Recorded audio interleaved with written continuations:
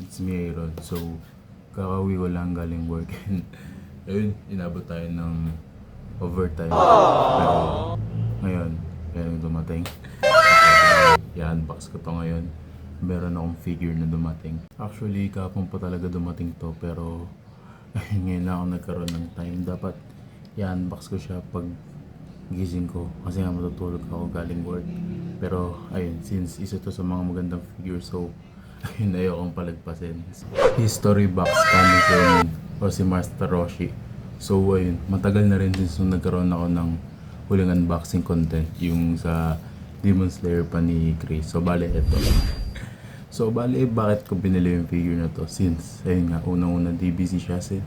And isa pa, bihira talaga magkaroon ng figure si Master Roshi. And ito, isa pa sa nagustuhan ko dito. Kasama niya si Turtle. So, para sa akin, yung gantong figure, sobrang bihira lang. So, hindi ko na pinalagpas. Bali, nabili ko siya ng worth 899 pesos.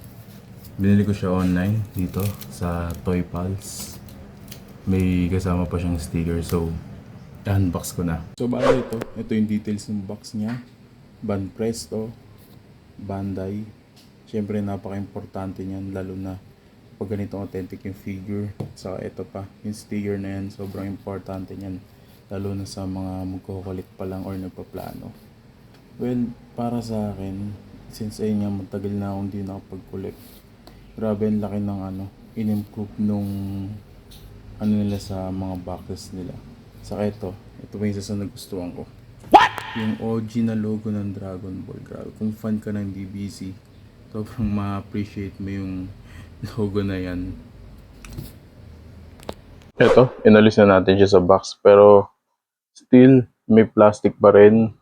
Ayun, may bubble wrap pa sa loob. May bubble wrap pa.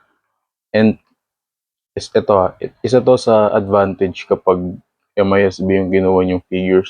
Sure na sure talaga na, ayun nga, wala talaga siyang damage since, ayun nga, MISB.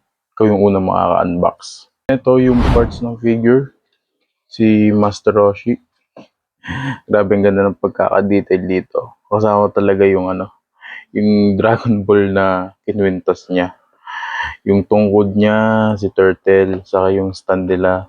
So, kakabit ko na to. Pero ang masasabi ko sa figure na to, grabe ang ganda niya. Kasi yung nauna kong ganito na Master Roshi, Sofubi, which is, ang laki.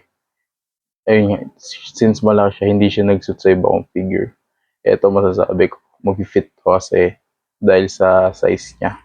Kakabit ko muna. Yung stand. Right. Okay.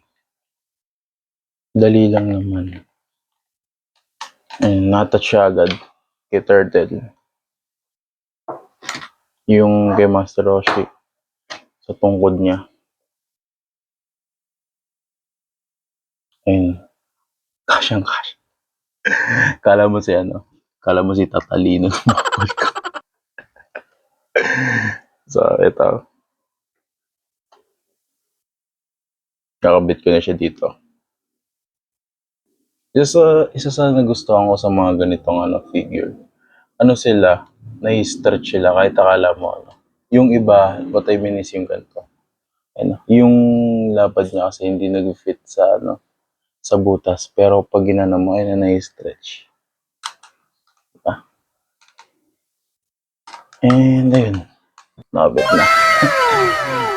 So, yung mas okay pa na full details ng figure since nakakabit na siya. So ito, yung full details niya since nakakabit na nga. Binase to dun sa first appearance ni Master Roshi na yun nga nakasakay siya dito kay Turtle.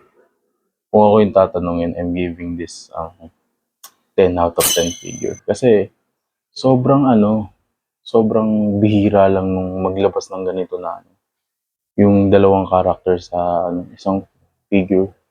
Pero yung price niya, pang solo lang talaga na nag-iisang figure.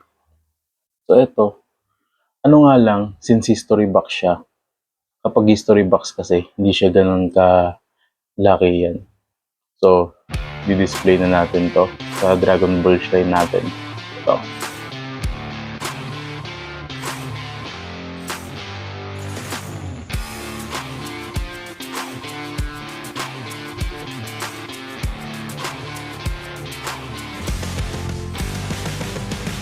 And ayun, display na nga natin siya.